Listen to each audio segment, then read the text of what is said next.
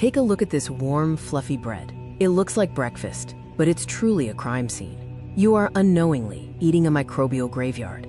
The truth is, billions of tiny organisms lived, worked, and died just so you could have that sandwich.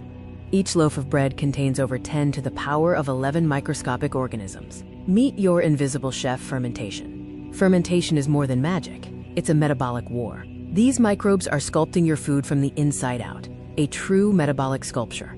Let's examine the macro-level evidence of the microbial war raging within your jar.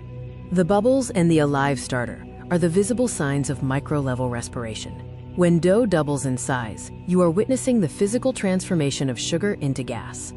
The primary workers are yeast, the gas masters responsible for lift and bubbles, and lactic acid bacteria, the flavor architects that create that signature sourdough tang.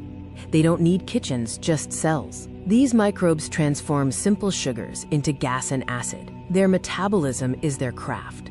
Next, we delve into the micro level, the molecular science of survival. Aerobic respiration, requiring oxygen, is the standard. But when oxygen runs out, microbes switch to the backup plan, anaerobic fermentation. Aerobic respiration requires oxygen, completely breaks down sugar, and yields high energy. Fermentation, however, is anaerobic, incomplete, and yields low energy. The fermentation chemical formula shows how sugar is transformed into ethanol and carbon dioxide. Sugar is the fuel, ethanol provides the flavor, and carbon dioxide creates the rise. This is the output paradox. What the microbes consider waste, we consider flavor: carbon dioxide, ethanol, and organic acids. Remember, their struggle is our flavor.